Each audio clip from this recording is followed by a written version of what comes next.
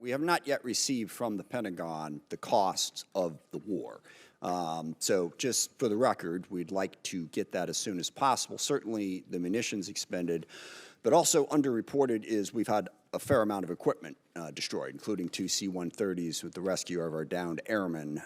So do you have either A, a cost estimate coming to us anytime soon, or B, a specific supplemental request? Approximately at this day, we're spending about $25 billion on Operation Epic Fury. Most of that is in munitions. There's part of that is obviously O&M and equipment replacement. We will formulate a supplemental through the White House that will come to Congress once we have a full assessment of the cost of the conflict. So you're saying the full cost at this point is $25 billion? Yeah, that's our estimate for the cost. Okay, interesting, because I'm glad you answered that question, because we've been asking for a hell of a long time and no one's given us the number. Mr. Secretary, you mentioned the nuclear aspect of Iran and the war. And it is worth noting that every president prior to this one, including President Trump in his first term, also prevented Iran from getting a nuclear weapon without actually having to go to war in Iran. So we need to keep that in mind. But also, since the war started, Iran's nuclear arsenal has not been weakened in any way. And at the moment, in negotiations, what Iran is saying, basically pay us to open up the strait. That's their position, which is completely untenable. I agree. It's worth noting, of course, that the strait was open before the war started. Now we're negotiating to get back to status quo. And Iran's most recent offer is to say, we'll talk about nukes later. So what is the plan to actually turn all of this lethal kinetic action into an improvement in the nuclear situation? Because we haven't gotten there yet.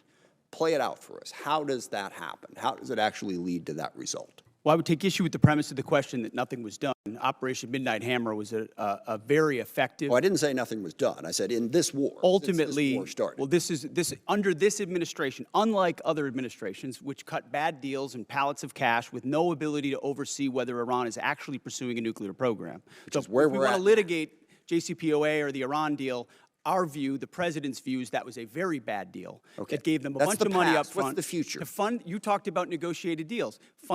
Allowed them to fund their proxies and spread Hamas and Hezbollah all around the region, build up nuclear capabilities. That's great. What are we going to do now? President Trump has been clear-eyed, from the killing of Qasem Soleimani to the pulling out of the Iran deal to Midnight Hammer and now to this effort to recognize that you have to stare down this kind of enemy who's hell-bent on getting a nuclear weapon and get them to a point where they're at the table giving it up in a way that so they never have it. So they haven't broken yet.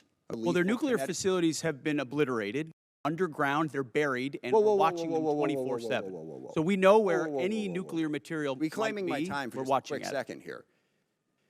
We had to start this war, you just said, 60 days ago, because the nuclear weapon was an imminent threat.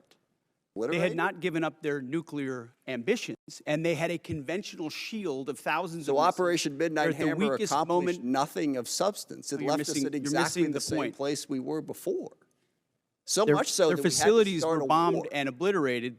Their ambitions continued, and they're building a conventional shield. All right, let me try again. It's the North Korea strategy. You know this very well. The North Korea strategy was use conventional missiles to prevent anybody from challenging them so they could slow walk their way to a weapon.